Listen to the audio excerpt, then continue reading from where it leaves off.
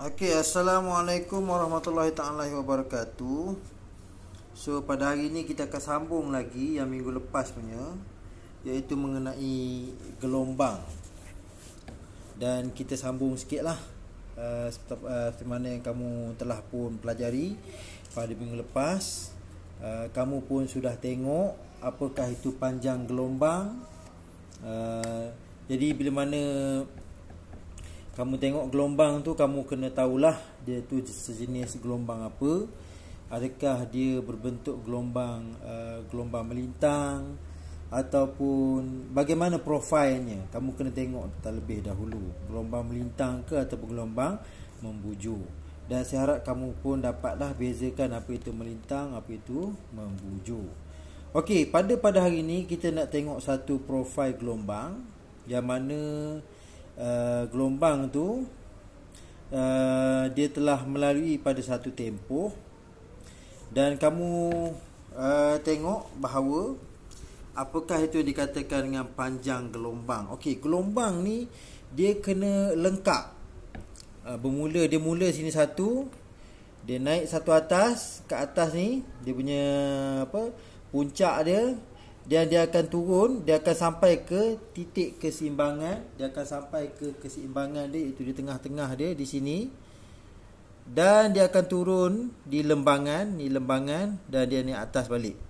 Okey, jadi dia mula daripada keseimbangan sini, dia naik atas, dia puncak, dia turun balik bawah, dan dia pergi ke keseimbangan, dia turun ni, bawah ni lembangan, naik atas sampai sini, maka cukuplah satu gelombang yang lengkap, yang mana jarak antara sini sini ke sini dia adalah panjang gelombang. Dia adalah panjang gelombang. Jadi yang kita katakan sebagai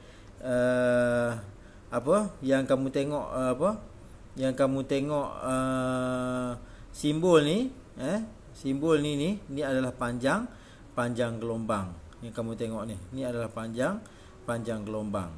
Okey, daripada panjang, dia ada panjang dan dia ada tempoh yang dia lalui. Untuk satu panjang gelombang tu dia lalui secara lengkap, berapa tempoh yang diambil kita boleh kira.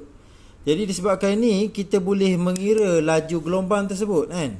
Sebab apa? Laju ni rumus dia jarak dibahagi dengan masa. Seperti mana kita telah pelajari dalam bab-bab lepas, laju adalah persamaan jarak bahagi dengan masa. Jadi kita ambil sahaja panjang gelombang dia. Ni panjang gelombang. Panjang gelombang dibahagikan dengan masa yang diambil. Jadi kita akan dapatlah laju gelombang. Laju gelombang ni ini rumus dia.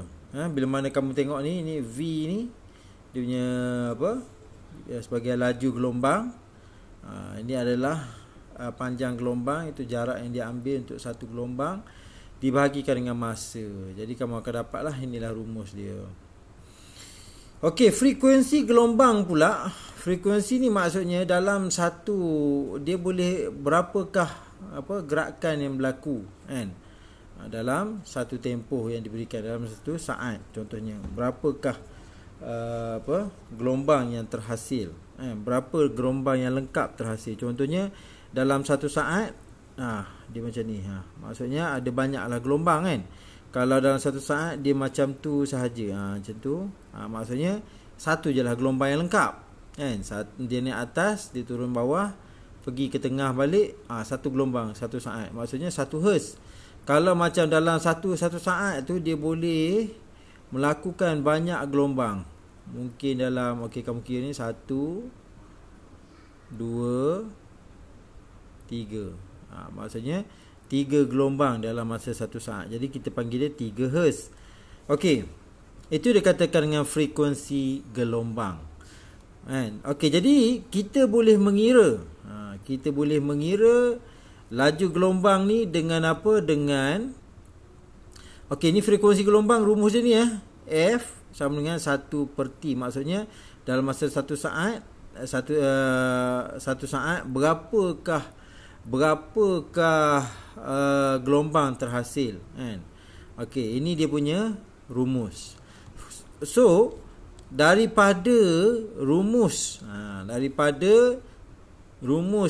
laju ni, okey, kamu tengok ni panjang gelombang dibahagikan dengan tempoh.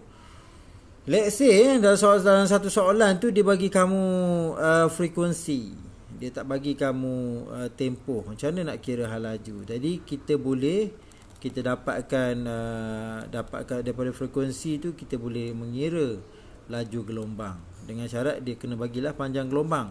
Macam mana kamu tengok ni, dia buat ni, ini adalah formula untuk laju gelombang dan kita keluarkan nilai T. Jadi 1/T ni adalah bersamaan dengan F. Jadi kita tukarkan yang mana kamu tengok ni, kita tukarkan 1/T ni kepada F. Okey, seperti mana kamu tengok ni, 1/T darabkan dengan panjang gelombang. Jadi 1/T ni kita boleh tukarkan dia dengan yang ni. Sebab apa? Formula dia samalah, F dengan 1/T. Yang ni pun 1/T juga. Jadi kita tukarkan dia, kita jadikan dia laju adalah bersamaan dengan frekuensi darabkan dengan panjang gelombang. Okey, itu bagaimana rumus digunakan. Rumus digunakan, dimasukkan. Sekiranya ada satu soalan dia tanya kamu mengenai laju, dia nak laju gelombang, tapi dia tak bagi tempoh, kan? Yang dia bagi hanya frekuensi. Jadi kamu boleh menggunakan frekuensi tersebut, kan?